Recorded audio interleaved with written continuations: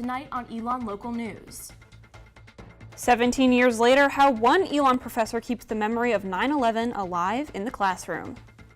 The removal of a controversial flag on campus. How far can free speech go at Elon? And I'm Jack Norcross, and all of details of where Hurricane Florence is headed. All that and more. Elon Local News starts right now. Live from the Jane and Brian Williams studio at Elon University School of Communications. You're watching Elon Local News. Good evening and thank you for joining us. I'm Samantha Casamento. And I'm Grace Morris. We are following two major stories tonight. Hurricane Florence is quickly approaching up the coast and on target to hit North Carolina. We also have the latest on the removal of a National Rifle Association flag outside of Smith Dorm.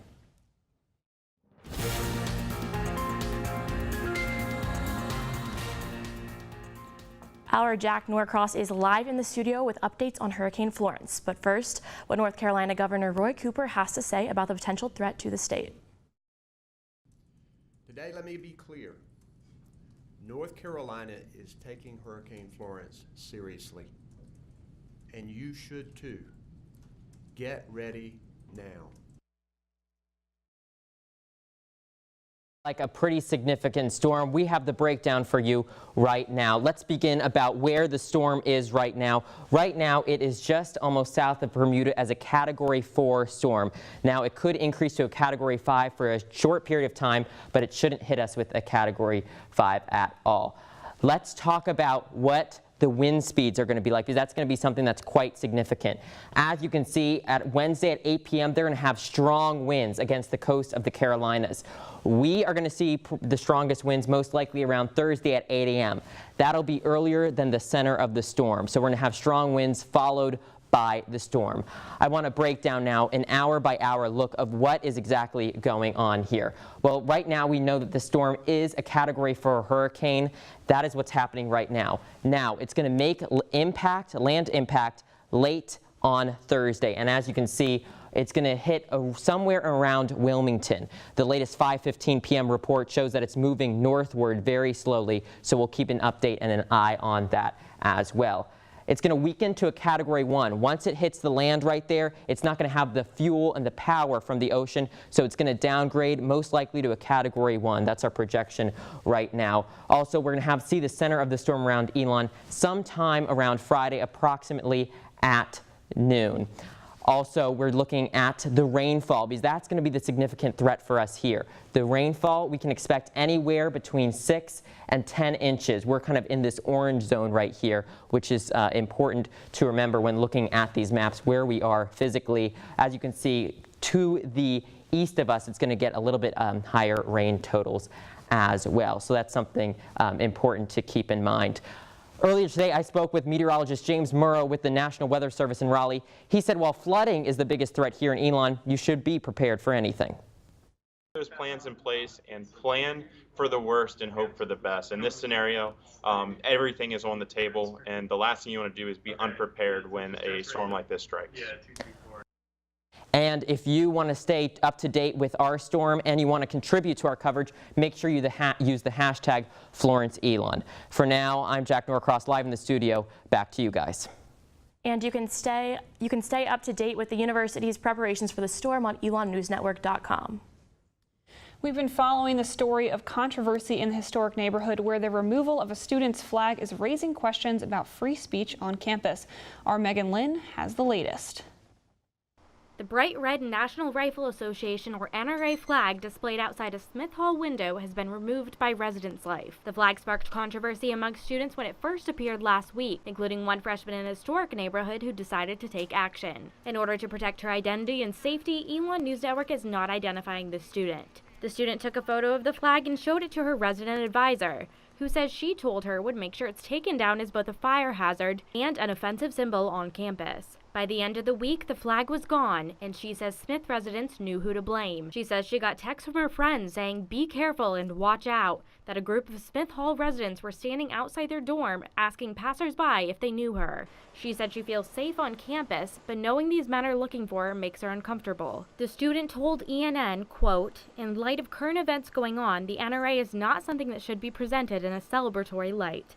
They need to grow up and realize that what you do has effects on people, end quote. In an essay written on theconversation.com about free speech on ELON'S campus, President Connie Book said, quote, protecting a student's right to speak and another student's right to disagree is an imperative, end quote.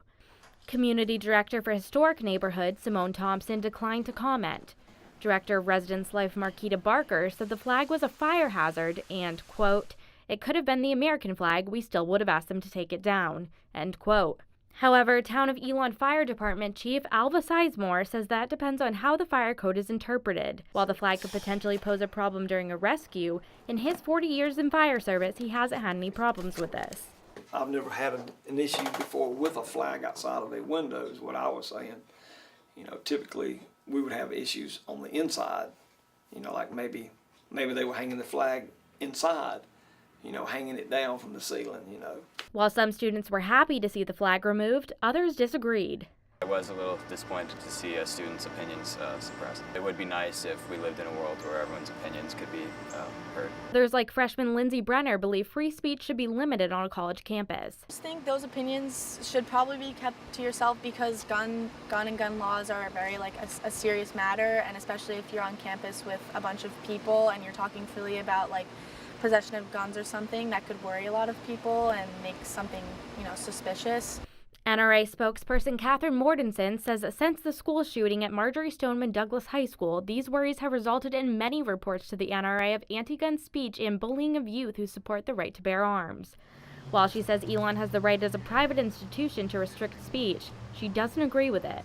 We think it's outrageous that Elon University would be doing this, and it shows a clear anti-gun bias. Young people need to know that they can support the Second Amendment and not be harassed or intimidated. Student body president Kenneth Brown Jr., he's trying to find the middle ground as a campus leader.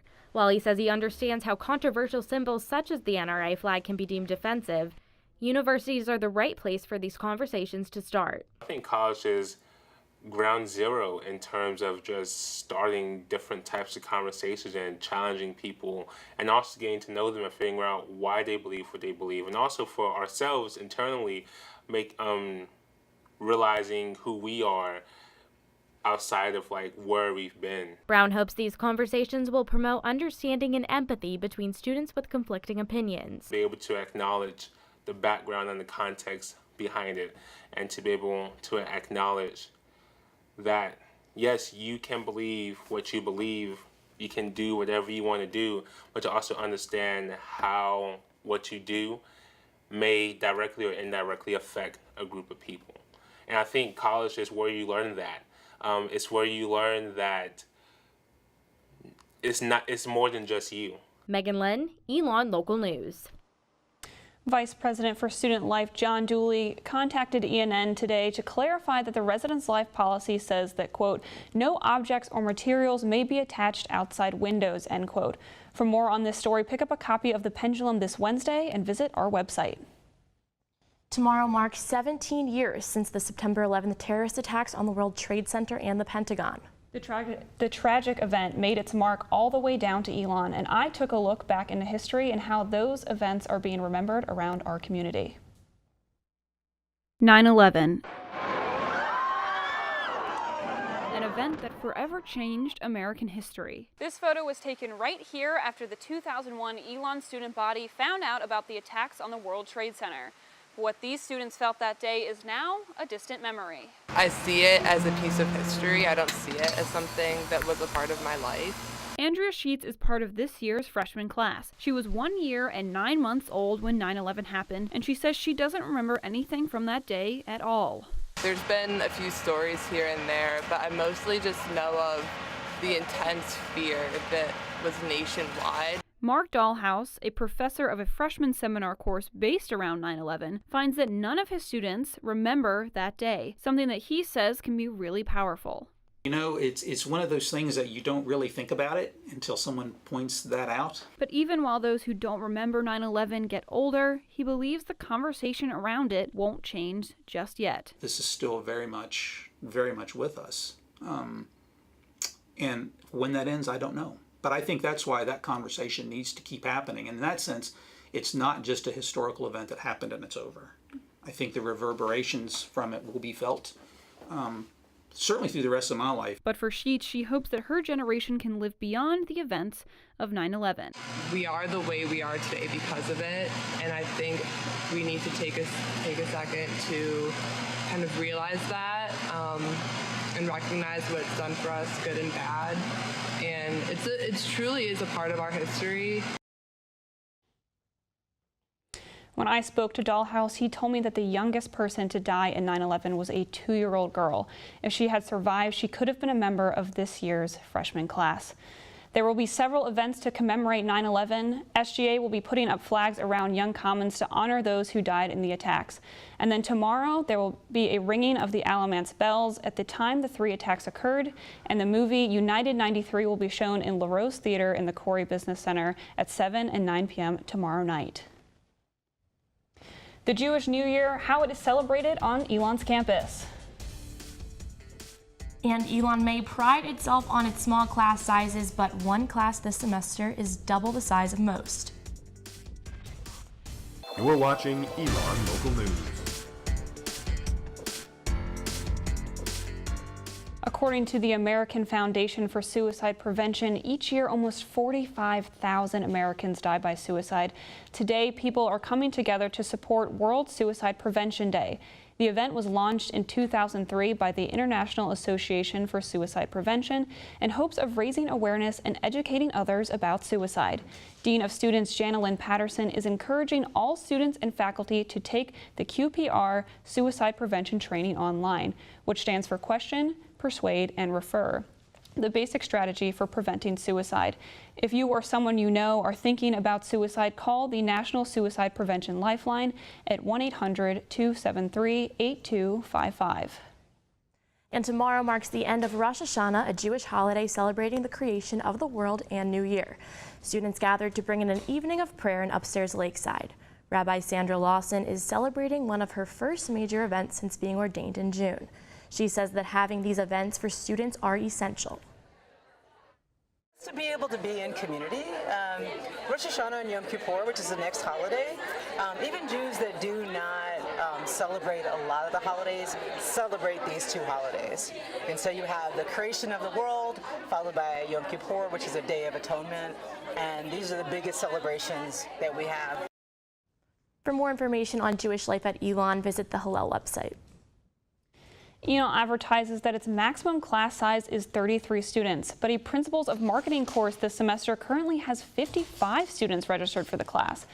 Business School Dean Raghu Tedpali was not available for an interview, but sent Elon News Network a statement saying that the reason for the large class is because it was originally 2 separate sections.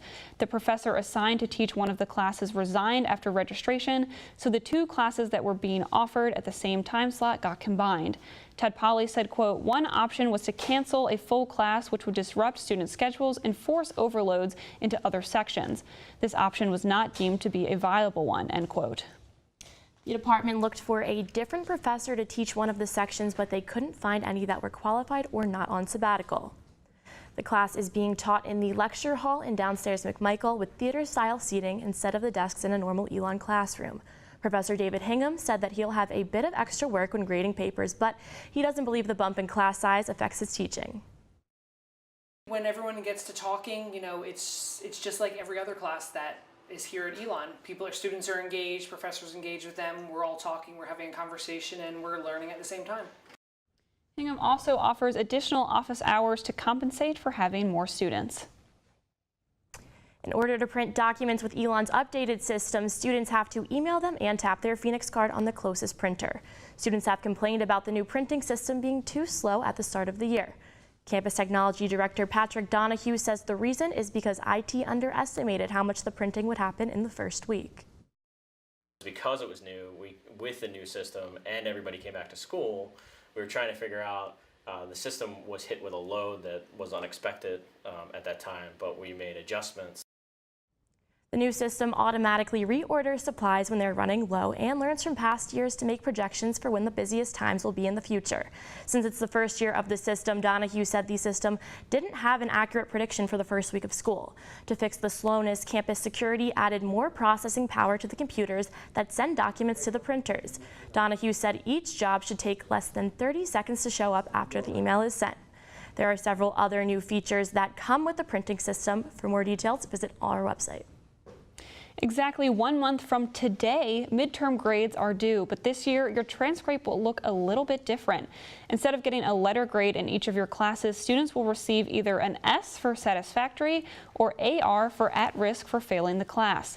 University Registrar Rodney Park says that most four-year colleges don't use midterm grades, but the main reason for this change is inaccuracy. A lot of faculty were not entering accurate grades. And so when we were looking at the data, you know, there were a disproportion of faculty that would enter A's all the way down, or B's or C's, you know, whatever the grade all the way down. And the argument was, well, I just don't have enough to give them a grade. Or that the flip argument was, it's like they could see all their grades in Moodle. Park says anything that concerns a student's well-being could cause an at-risk, like having a C- or below in the class, a string of absences, or behaviors like falling asleep in class or not participating. And coming up, I have some tips on how to prepare for Florence. Stick with us. You're watching Elon Local News. Voting for SGA starts today for freshmen and ends on Tuesday. Students can go to Phoenix Connect to cast their vote. And Elon will be part of the common application for the class of 2024.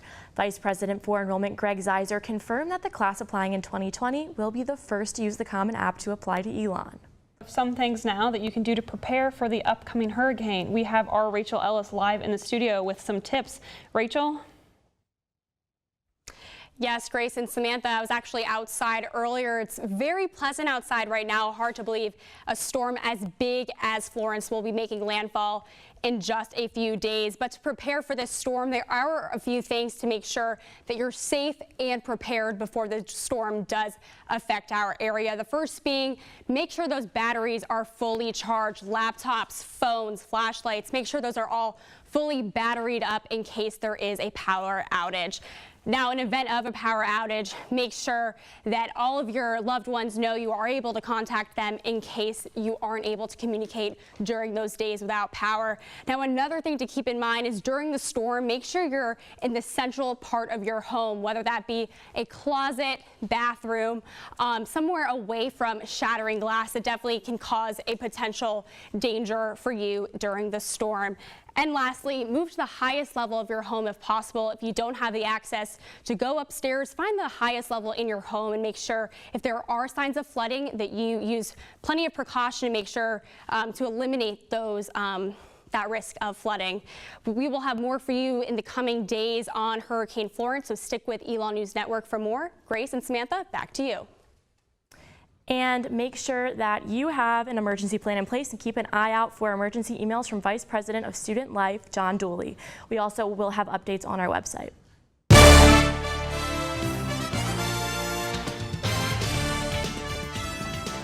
Elon football climbed the rankings again today, jumping up one spot to 14th in the nation at the FCS level.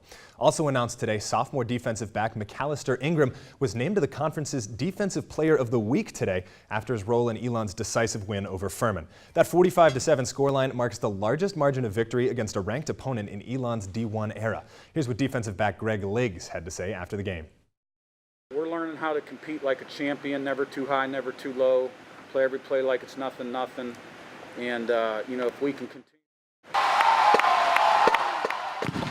Getting ready to get revenge on the team that knocked them out of the playoffs last year. Rhodes Stadium was rocking before kickoff and the energy didn't die down. You hear Cam Newton talking about the juice, the swag, the drip, whatever you call it. Greg Liggs had it, and he was bringing it early. On the second play of the game, the corner scooped up a Paladin fumble and brought it back to the house for a touchdown. That is one heck of a way to get points on the board and build momentum right out of the gate. The Phoenix held their opponents from scoring a single point through the first 3 quarters of the game, while the offense unloaded on the other end with a vicious rushing attack. True freshman running back Jalen Thomas led the team in rushing yards with 4 carries for 77, averaging 19 yards per carry. That is not too bad for a guy who's just 18 years old. The game also produced a pretty big turnout for the Sunset kickoff at Rhodes. The Phoenix Fanatics student section was keeping things loud and proud from the front row, and boy, this game sure felt like a long shot from the 30-odd point drubbings just a few years ago. And although this was a dominant game for the Maroon and Gold, head coach CURT CIGNETTI knows the team still has work to do. We're learning how to compete like a champion, never too high, never too low, play every play like it's nothing. And, you know, if we can continue to improve in that aspect, we'll have a chance to be pretty good. To keep rolling this weekend, heading up to Williamsburg, Virginia for the first conference game of the season against William and Mary. Also this week, the 7-2 women's volleyball team matches up against Duke on Wednesday in Durham. Men's soccer faces UNC Charlotte at home tomorrow. The team is coming off a win against Triad rival High Point on the road over the weekend. And finally, Elon Tennis opens up their season this week at the Duke Invitational on Friday. The games will last all weekend and be held over in Cary, North Carolina.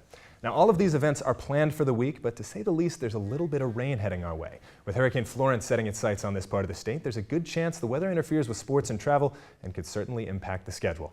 None of the events have been canceled or moved yet, and the athletics department says they are quote-unquote closely monitoring the hurricane and staying in regular communication with the league headquarters, opponents, and meteorologists. And that's all for Phoenix Sports today. Well, thank you so much, Alex.